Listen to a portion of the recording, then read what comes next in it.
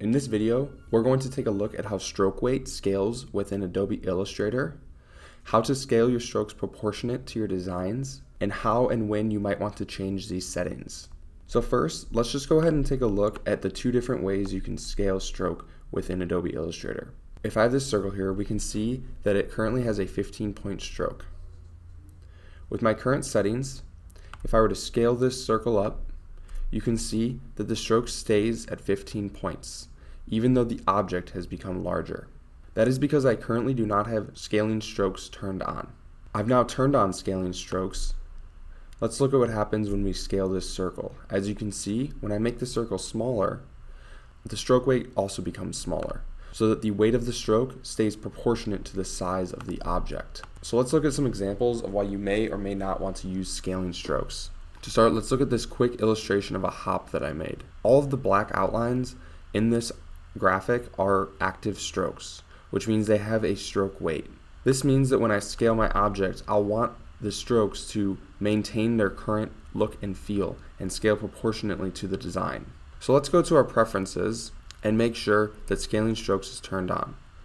I'll click on Illustrator along the top bar, go to Preferences, General, and then I'll make sure that Scale Strokes and Effects is checked on and hit OK. As you can see, if I were to make this shape, this graphic larger or smaller, those strokes are going to scale proportionately and the object is going to maintain the same look and feel. To demonstrate, let's go to Preferences, General, turn off Scale Strokes and Effects, and then I'm going to go ahead and make this graphic larger. As you can see, the stroke maintained the same weight instead of scaling with the rest of the object, and now the outlines around this graphic look a lot thinner. If I were to make it much smaller, now because the stroke weight maintained the same weight, the lines have become much too thick and overweigh the rest of the graphic. Usually when I'm working within Illustrator, I'm resizing things quite a bit, and so I generally like to have my preferences set to have scale strokes and effects on.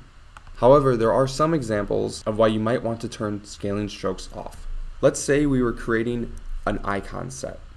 For the purposes of this demonstration, I'm just going to use these simple shapes. But imagine that you're creating more complex icons with lots of intersecting strokes and small pieces. When you're creating an icon set, you want all of the objects to look uniform. And one of the easiest ways to do this is to have them all share the same stroke weight. So if we look at these objects, we can see that all of these stroke weights are 15 points. Now let's say as I'm creating my icons, I realize that one of my icons is slightly too small. So I want to scale it up slightly. As you can see though, this stroke weight is now thicker, and this shape no longer looks like it belongs in this icon set. So instead what I want to do is turn off stroke scaling. I can either do that by going to Preferences like we did before, or for a more simple option, I can go to my Scale tool on my side toolbar and either double click it or click it once and then hit Enter on my keyboard. This will bring up the scale window. And what I can do is just leave this at 100% because I don't want to actually scale my object. But instead what I can do is just turn off Scale Strokes and Effects, hit OK, and now when I scale this object, my stroke will stay set at 15 points and my icon will still look like it belongs in the set.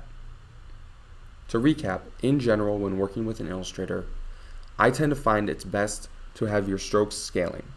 However, in certain instances, such as when creating an icon set, it might be best to turn that feature off.